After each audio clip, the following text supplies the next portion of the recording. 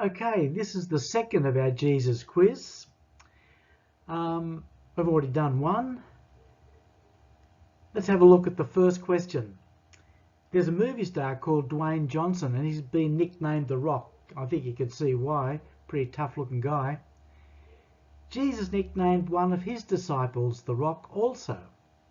Which one of Jesus' disciples did he nickname The Rock? Was it Peter? Was it John? Was it James or was it Matthew? Think about it. Press the pause button if you need to give yourself a little bit more time.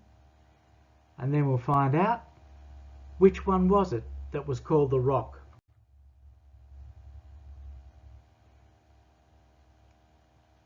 It was Peter. Matthew chapter 16 tells us a story of Jesus talking to his disciples, and he said to them, "Who do people say that I am?" Jesus was getting pretty famous. He was doing miracles. People were talking about him. So he said to his followers, "Who do people say I am?" And some said, "Oh, they think you're Elijah." Some said, "Oh, they think you're John the Baptist again." Others said, "Maybe you're a prophet." And Jesus said, "Who do you think I am?"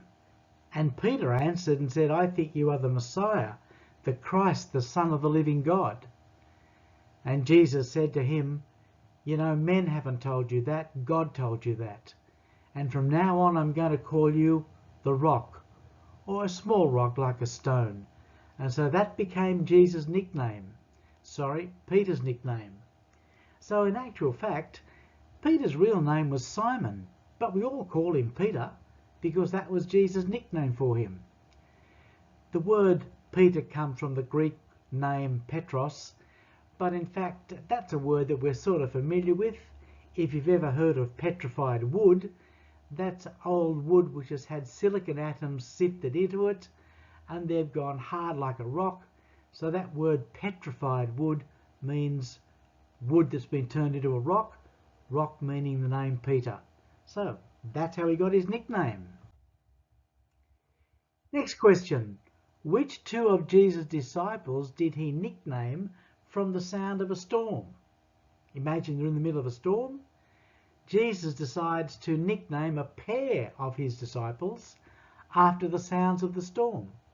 Which were the pair? Was it Peter and John, John and Judas, James and John, or Andrew and Nathaniel? Think about it, pause if you need, and we'll find out who it was. It was James and John. They were brothers. James and John were the two that Jesus said, "I'm going to call you sons of thunder." So he nicknamed them Thunder after the storm. I think they must have been pretty stormy guys. I remember on one occasion they were cross at the Samaritans and they said to Jesus, "Will we command fire to come down from heaven and burn them all up?" And Jesus said, No, you don't understand. I'm not here to burn people up. I'm here to bring love to the world and salvation. So he called them the Sons of Thunder. Okay, next question. Which two of these four pairs of disciples were brothers? Now there are two correct answers here. Two of these sets of people are brothers. So look at them. See if you can figure out which two pairs are brothers. Pause if you need, and here's the answer.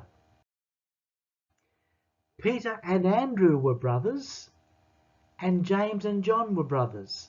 Both recorded in Matthew chapter 4, all fishermen. They were down by their boats when Jesus called them, but he called two sets of brothers. Next question. Which of Jesus' disciples was hated by all the Jewish people? Sounds a bit sad, but one of Jesus' disciples, even before Jesus talked to him, all the people of Israel hated him. Which one was it? Nathaniel, Matthew, Judas Iscariot, or Thomas? It was Matthew. Why did everybody hate Matthew? Because he was a tax collector. Matthew chapter 10 and verse 3 tells us that he was a tax collector and the Jewish people hated tax collectors. And you might think, well, all of us don't like the tax department, but it was special in Israel because the taxes from the Jewish people were taken and given to the Romans. You and I might pay our tax, but it goes to our government. But that's not true in Israel. Their taxes went to the Roman government, and so they hated any Jewish person who worked with the Romans to be a tax collector. Some old Bibles call Matthew a publican, but publican is the old English word for a tax collector. Okay, next question. The Bible tells us of Jesus' birth and his infancy.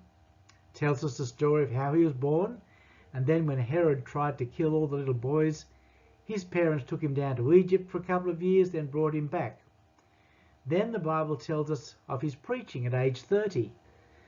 There's only one story in the Bible that relates to the time in between. How old was Jesus when we get this one boyhood story? One story about when he was not a baby, but a boy. How old was he? Pick the number and we'll see which one is right.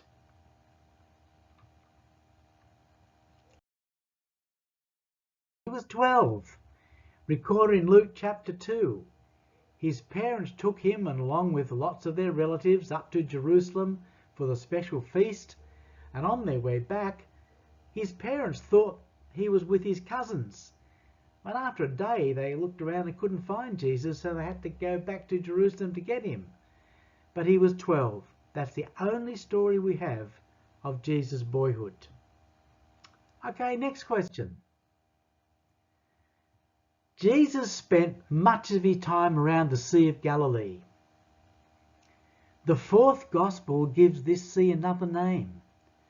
All the gospels call it the Sea of Galilee, except the fourth gospel.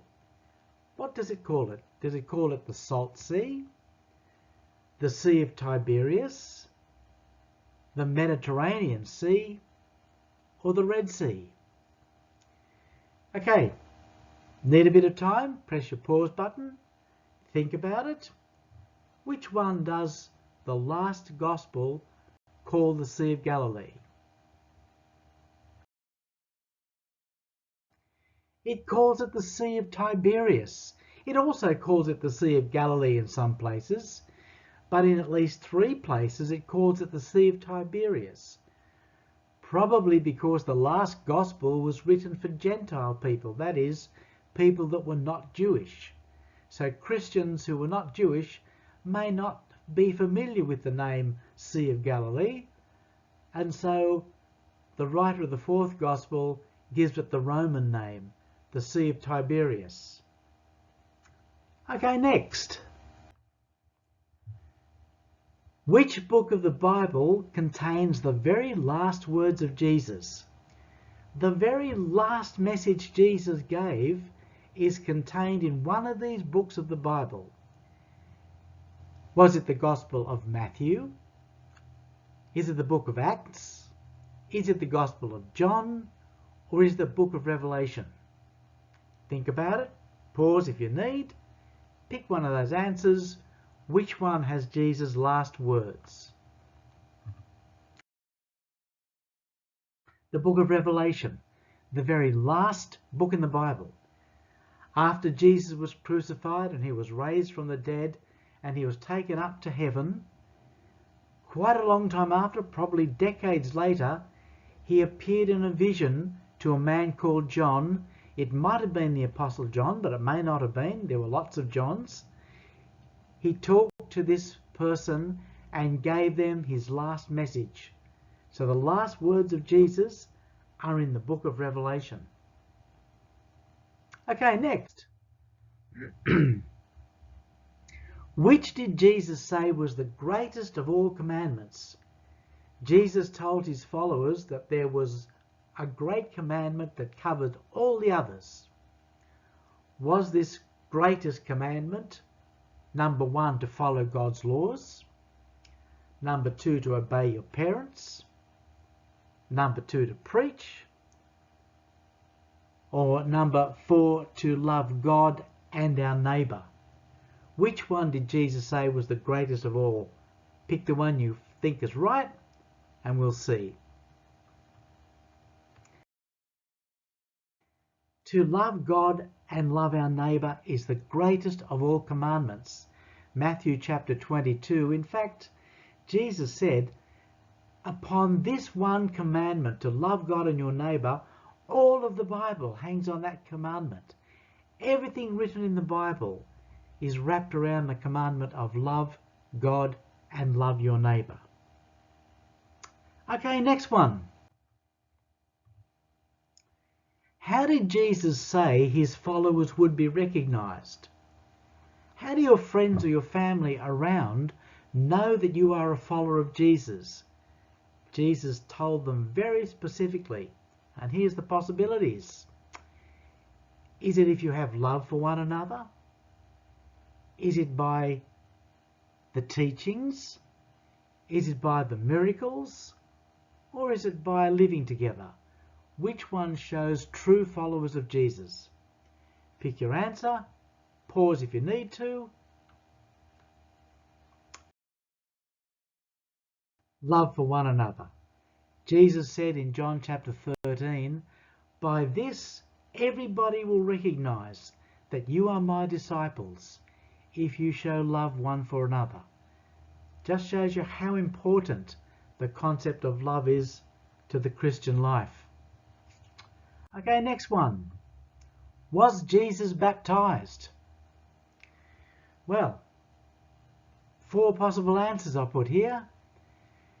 Was Jesus baptized? No, he had no sins to forgive. Yes, he was baptized by baby christening. Or yes, he was baptized at age 30. Or simply no, he was not. Which one is correct? Pause if you need. Pick your answer.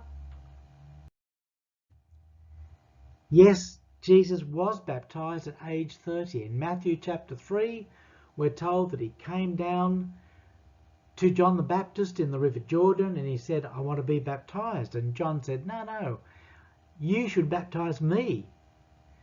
And Jesus said, no, I've got to fulfill all righteousness. I must do everything to obey God. So John baptized him. And after his baptism, a dove came down on him and the words of God came from heaven and said, this is my beloved Son. Listen to him. And Jesus received there the blessing of God because he was baptized as he had to be to fulfill righteousness. Message is the same for us. There's Jesus being baptized, well, not the real thing. Actors playing Jesus and John the Baptist being baptized in the river. That's the way for Christians to identify themselves with Jesus, an adult baptism. Okay, you've got my email address in the description. If you'd like more quizzes like this, just put a comment and just say you'd like more, and I hope you enjoy them.